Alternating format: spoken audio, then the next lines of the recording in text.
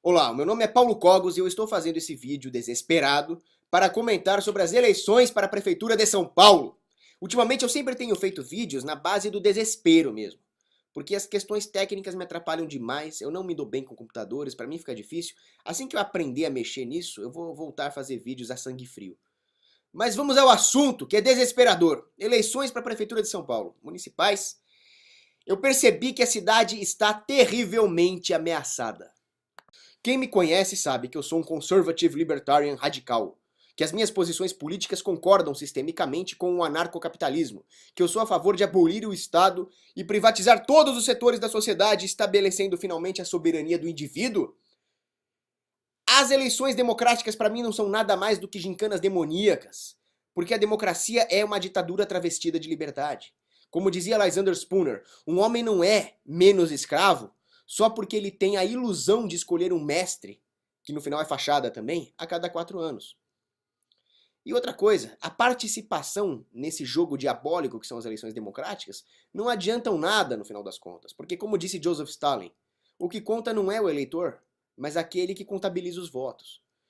O que acontece é o contrário, o ativismo político e a participação popular democrática, aquilo que a imprensa gosta de chamar de festa da democracia, só piora o quadro. A população inadvertidamente respalda, sustenta, legitima, alimenta um sistema que a escraviza, que é este crime chamado democracia, astuto ardil do aparato de escravidão humana, que é o Estado. Então eu nem me preocupo geralmente com as eleições. Eu viajo pra praia, aproveito que as estradas estão vazias. A minha preocupação é com o crime inerente à existência do Estado.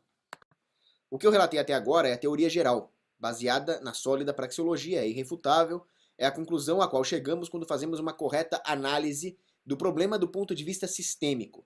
Porém, em ciências sociais, dada a complexidade do mundo e a motivação humana que não pode ser quantificada, as coisas não seguem regras matemáticas. Elas seguem princípios a priorísticos, mas não podem ser calculadas, não há determinismo. É o contrário do que pensam os herdeiros intelectuais do infame Augusto Comte e a sua perversa ideologia positivista que assola o Brasil e que dá respaldo aos engenheiros sociais. O que eu quero dizer é que existem eleições e eleições. E nesta guerra da humanidade contra o Estado, os aspectos contingenciais estratégicos de cada eleição fogem ao controle até mesmo do establishment. Os candidatos, os eleitores, as circunstâncias, as contingências, a situação da cidade determinam a natureza estratégica de qualquer fato social que aconteça, inclusive das eleições, e eles não podem ser matematizados. A população deve sempre agir contra o Estado. Este vídeo não tem como objetivo discorrer sobre a necessidade do não voto, da desobediência civil e do agorismo através da rebelião contra o sistema democrático. Este vídeo é um vídeo desesperado, onde eu faço um apelo àqueles que vão votar para que não deixem 4 dos piores bandidos canalhas que já existiram chegar à prefeitura da cidade de São Paulo. Antes de começar a discorrer sobre os candidatos à prefeitura, eu quero reiterar, não deve haver prefeitura! Não deve haver nenhum governo, nem municipal, nem estadual, nem federal, e muito menos mundial. Medo disso. Nós deveríamos fazer como aquela cidadezinha do Alasca, Talkeetna, que tem como prefeito um gato. Um gatinho gordo, chamado Stubbs. Ele é prefeito da cidade há 15 anos, melhor prefeito que a cidade já teve, não enche o saco de ninguém, e a prefeitura tem uma funcionária que é uma velhinha, que vai lá trazer o leite pro gato, no pires ali. Acabou. Não enche o saco de ninguém. Então botem um gato gordo como prefeito. Podem me colocar lá, um gato gordo. Eita, piada ruim. Bom, continuando. Se vocês lerem O Caminho da Servidão de Hayek, Friedrich Hayek, ele explica como que à medida que os mandatos vão se sucedendo em uma democracia, os erros vão se acumulando. Afinal, ao invés de se basear em regras racionais do mercado, os governantes se baseiam nos erros dos governantes anteriores e o acumulam. Porque alguma coisa baseada num erro só pode estar mais errada ainda, ao invés de tentar corrigir. E isso é especialmente válido para o planejamento urbano. Afinal, o tecido urbano, o planejamento das cidades, seguem as mesmas regras da economia, da ação humana, e portanto deveriam ser privados para internalizar a preferência dos agentes dentro de um sistema racional de preços. Quando há um planejamento urbano central, obviamente haverá um caos urbano. E à medida que os mandatos se sucedem, os erros vão se acumulando. Então, há, por exemplo, o erro do zoneamento. Então, um governante, para tentar corrigir o erro do zoneamento, se baseia nele para fazer uma medida mais imbecil ainda. E o próximo vai se basear nessas duas. O único jeito de sair desse ciclo vicioso é abolindo a prefeitura. Mais uma vez reitero, eu sou contra o voto. Eu acho que qualquer tipo de participação nas eleições é prejudicial à liberdade, eu não vou votar. Mas este vídeo não pretende convencer ninguém a não votar. Este vídeo é dirigido àqueles que vão votar, para que não deixem, em hipótese alguma, com que estes 4 bandidos que eu citarei no vídeo cheguem à prefeitura. Essa eleição tem 18 candidatos, a maioria deles sem relevância. Com relevância são apenas 6, Major Olímpio, o João Dória, que pelo menos quer privatizar algumas coisas, esse lixo desse Haddad, aquele maldito do Russomano, Marta Suplicy e a Erundina. Não é possível, Erundina. Bom, desses 6, 4 são uma ameaça à nossa sobrevivência. Não deixem eles chegarem ao poder. Esses 4 são esse imprestável petralha do Haddad, a Marta Suplicy, a Erundina, nem acredito que nós estamos falando nela, e o pior de todos, o mais dissimulado, que é o Russomano. Mais uma vez reitero, eu não estou apoiando políticos. Como dizia Aristófanes, atrás de cada pedra espreita um político. O que eu estou dizendo é que a situação a curto prazo é gravíssima e nós não podemos deixar de jeito nenhum que esses 4, Haddad, Russomano, Marta e Erundina, cheguem à prefeitura. E para tanto é válido até mesmo votar em alguém que não seja esses 4. O que torna esses 4 tão perigosos é justamente o fato de que eles estão em consonância com a maligna agenda do establishment e da grande mídia, destoando da natureza caricata e ridícula de alguns candidatos que não são relevantes, como por exemplo o PCO. O PCO, com o seu ultramarxismo leninista, não me dá medo. Ele chega lá, né, aquela propaganda dele. Este é o programa do Partido da Causa Operária. Não, isso não me dá medo. Porque eles estão fora da janela de Overton, que é o rol das opiniões aceitáveis pela opinião pública, pela imprensa. O que me dá medo é o pessoal que está dentro. São esses dissimulados que tanto mal fazem ao povo, mas que levam o povo a apoiá-los, perpetuando a cadeia da obediência. Agora eu explicarei em detalhes por que cada um desses 4 monstros é uma ameaça a todo mundo e nunca podem chegar ao poder nem para síndico. Vamos começar a lista com o óbvio Lulante. Não é o Lulante, nesse caso é Lulante mesmo, que é esse petralha do Fernando Haddad. Para começar, ele pertence ao PT, como dizia o Enéas, PT! Que é uma organização terrorista, comunista, marxista, trotskista, leninista, que pertence ao Foro de São Paulo, uma organização de gangsters comunistas que querem implantar um Estado soviético latino chamado Unasul e colocar o Brasil no meio disso, implantando uma ditadura comunista. Só por isso já acabou. Se é PT, tem que matar, acabou. Agora vamos ver o que ele fez aqui na cidade. Roubou mendigo! É isso mesmo. Ele foi lá e roubou o cobertor dos mendigos, a coberta que eles usavam, justamente numa época em que os mendigos estavam morrendo de hipotermia no meio da rua.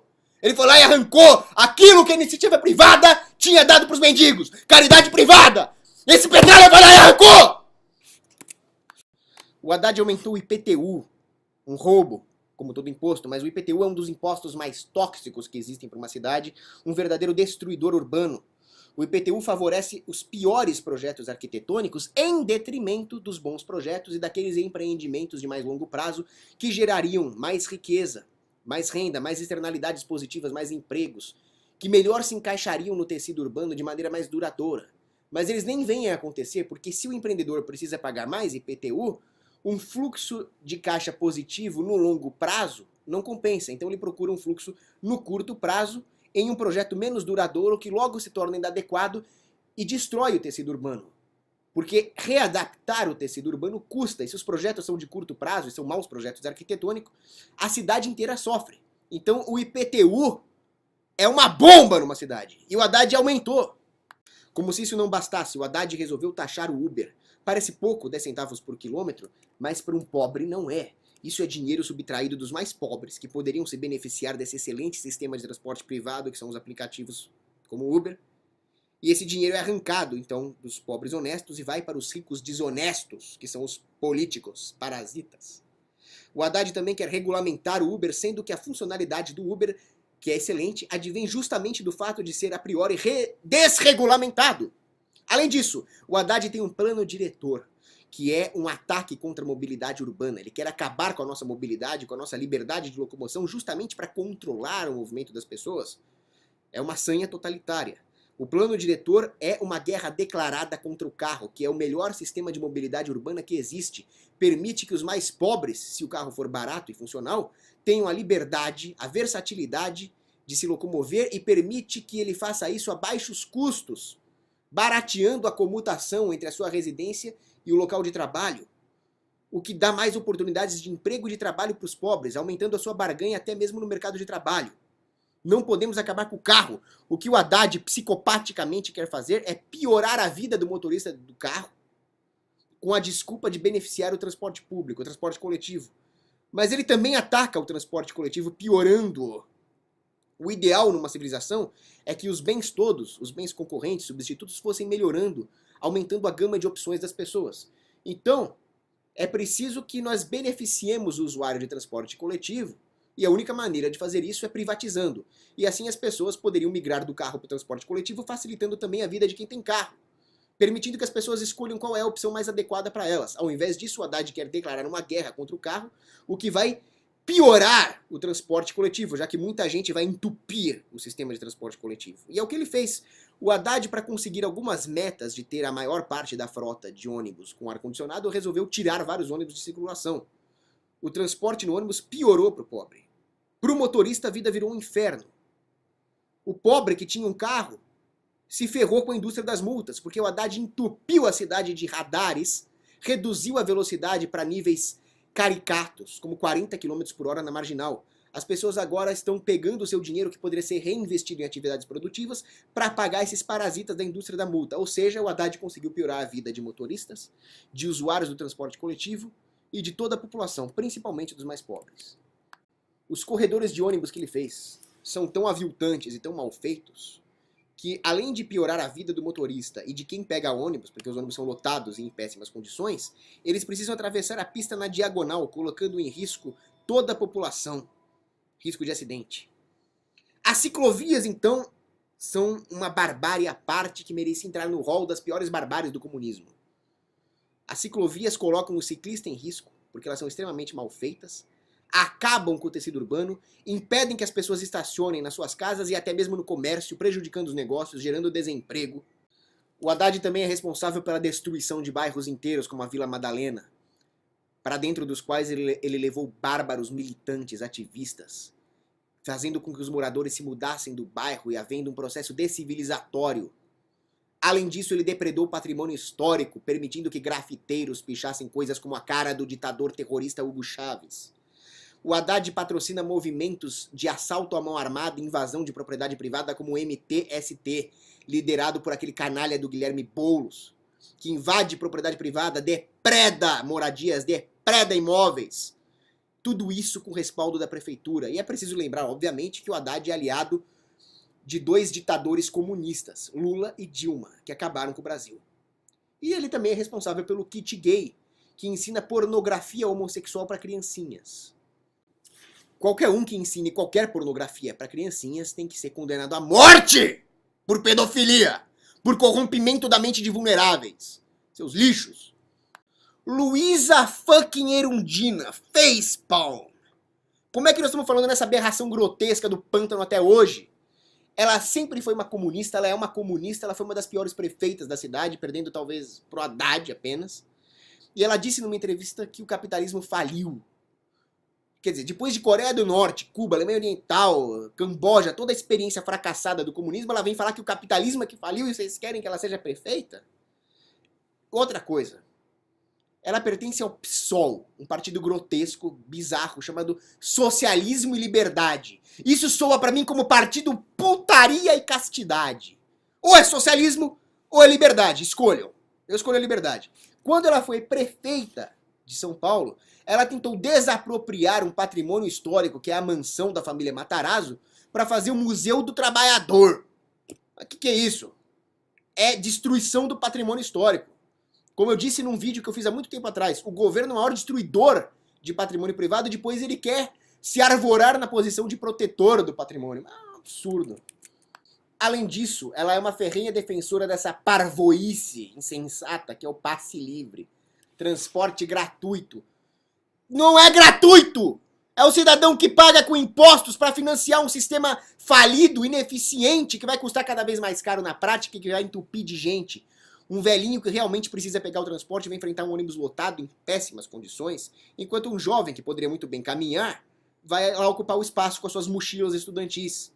Não existe transporte grátis. Somos nós que estamos pagando através de impostos, através de roubo, assalto à mão armada, que são os impostos, para financiar esses fascistas das cooperativas de transporte que são ligados ao governo. Privatiza! E para piorar, a Erundina é defensora da censura. Ela tem um projeto de controle de mídia na mão do governo para proibir qualquer tipo de crítica, para proibir qualquer tipo de opinião contra o governo. Esse meu vídeo aqui já estaria censurado por ela. Não deixem ela chegar à prefeitura. Marta Suplicy. Bom, ela já devia ser rejeitada por se chamar Suplicy. Haja vista o outro bicho que tem na política aí com o nome Suplicy, que inclusive foi marido dela, que foi uma das piores tragédias que já aconteceu ao Brasil, né? A Marta é uma comunista, ela foi propagandista do Lula, não precisa falar mais nada. Ela quer regular o Uber mais pesadamente que o próprio Haddad, de tão fútil, tão frívola, tão mulherzinha de ditador comunista que ela quer usar o dinheiro roubado do pagador de imposto para subsidiar moda e gastronomia. Ela cobertou todos os escândalos do PT como mensalão, e ela pertence a um partido que é o PMDB. O que é o PMDB? Existe uma teoria chamada Tesoura de Lenin, que foi desenvolvida pelo próprio. Consiste em duas lâminas de uma tesoura, portanto aparentemente opostas, mas que agem em conjunto para romper o tecido social. Essas duas lâminas são PT e PSDB, que são os dois aliados do Pacto de Princeton. Mas existe aqui um parafusinho numa tesoura que une as duas lâminas. E esta teoria é minha. Este parafusinho se chama PMDB, que é o partido da Marta. Ou seja, é uma temeridade de nível nacional dar poder político para essa pessoa. O pior de todos, eu deixei para o final. Desses 4 demônios que eu citei, o pior de todos se chama Celso Russomano. Eu tenho um vídeo onde esse covarde, eu tentei colocar o trecho do vídeo aqui, mas não consegui porque eu sou muito ruim de informática. Aí eu deixei o link na descrição. Mas esse covarde invade um supermercado de baixa renda e agride 2 funcionárias pobres, humildes. Ele pega um rolo com 4 rolos de papel higiênico e quer levar só um pra limpar aquela bunda flácida dele. Quem que não limpa a cara de merda dele logo? E aí ele rasga a embalagem e joga na cara das funcionárias que estão lá trabalhando, coisa que ele nunca fez. Aí ele pega uma embalagem com caixa de fósforo e fala, não, porque eu sou defensor do consumidor, eu tenho direito de levar só uma caixinha de fósforo. Por que não leva um palito de fósforo só e acende e enfia no seu lixo? Esse imbecil se arvora como defensor do direito do consumidor porque ele aproveita o fato da população ser economicamente ignorante. Como ele nunca trabalhou na vida, ele é só um bandidinho, ele não sabe como as coisas realmente funcionam. Dentro de um supermercado, o setor de logística e de compras e de vendas trabalha com uma coisa chamada SKU. Um SKU é um tipo de unidade vendida, é um pacote, seja uma caixa com 4 rolos de papel higiênico, seja uma garrafa de cachaça, seja um chicletinho que vende lá na porta. Aquilo é um SKU.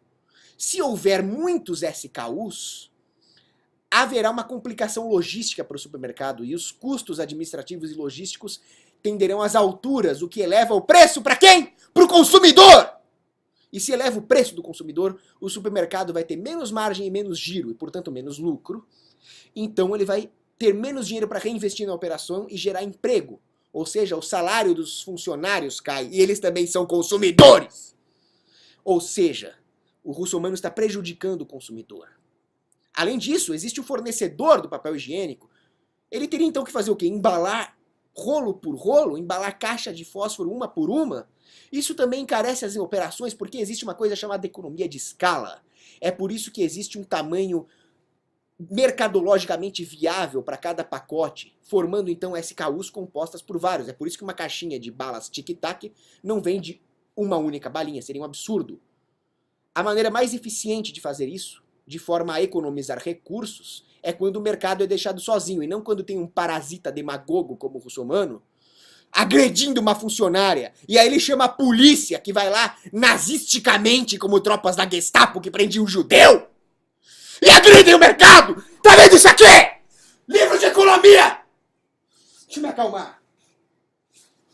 O russomano é, portanto, um psicofanta que se aproveita da ignorância econômica das massas para causar cisânia entre produtores e consumidores, aprofundando as feridas no tecido social e aumentando o poder do Estado. Além disso, ele quer banir o Uber. Não é taxar como fez o Haddad, não é regular como a Marta quer fazer, é banir para sempre. Acabar com esse serviço excelente, privando a população dos seus benefícios. Um serviço que, pela sua excelência e pela concorrência, melhorou até o táxi. Então, se ele for eleito, nós voltaremos à era dos cartéis com preços caríssimos dos táxis e com péssimos serviços prestados, onde só os sindicatos se beneficiam e os taxistas peão mesmo se ferram, tendo que pagar licenças e se endividando, licenças altíssimas, né, diga-se de passagem. Ele também quer aumentar o número de radares e lombadas, fortalecendo a indústria da multa. As lombadas aumentam o número de acidentes, porque além de desviar a atenção do motorista daquilo que ele realmente deveria estar atento, que é o fluxo de pedestres e de outros veículos, elas também acabam com freio e suspensão. Então, na hora de brecar, ele não vai conseguir. Existem vários estudos sobre isso. Eu sou fissurado por economia do trânsito, depois eu posso discorrer com mais detalhes. Mas o fato é que radar, lombada, limite de velocidade é tudo bobagem. É contraproducente. Bom, o russomano, ele também é autor de um projeto que desvia 1,1 milhão de reais para uma ONG idiota dele, da qual ele é presidente, Larápio. Ele também tentou destruir a Igreja Católica. O chefe de campanha dele, que é um desses enganadores da Universal aí, Marcos Pereira, acusou a Igreja Católica de estar relacionada ao kit gay do Haddad, o que é uma calúnia, uma mentira. E o Dom Odilo Scherer se defendeu muito bem dessa acusação e recomendou nas entrelinhas que nós não votemos no russomano. Então, recomendação do nosso bispo aí, Dom Odilo Scherer. Agora, uma coisa estarrecedora. Como deputado, o russomano tentou mudar o nome do crime de estupro para assalto sexual, minimizando a gravidade dessa barbárie diabólica que é o estupro. Ou seja, mulheres, não votem no russomano, mas de jeito nenhum. Como deputado, ele tem outros projetos absurdos, como obrigar restaurantes a colocar a gorjeta no cartão de crédito. Isso viola a liberdade do dono de restaurante de estabelecer a política de pagamentos que ele quer, inclusive como política de motivação dos funcionários. Muitas vezes, ele não tem como arcar com os custos de operação do cartão de crédito. Um pequeno empreendimento não tem como colocar gorjeta dentro disso, nem como administrar financeiramente esse tipo de pagamento.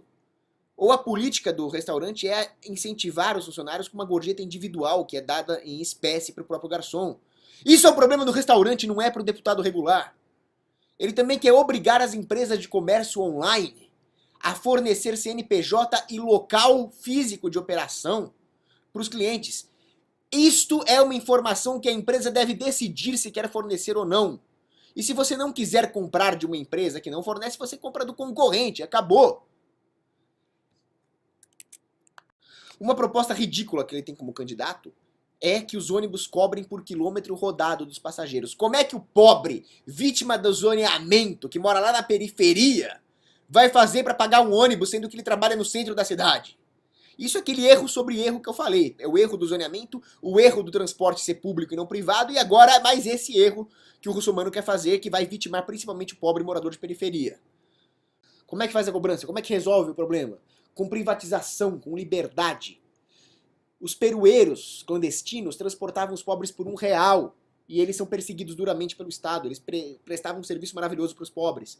Se os empresários não fossem esmagados pela legislação trabalhista fascista, não tivessem que pagar vale transporte, fundo de garantia, poderiam surgir arranjos privados espontâneos, como por exemplo o empresário pagar o transporte do seu funcionário que mora na periferia. Qual o problema disso?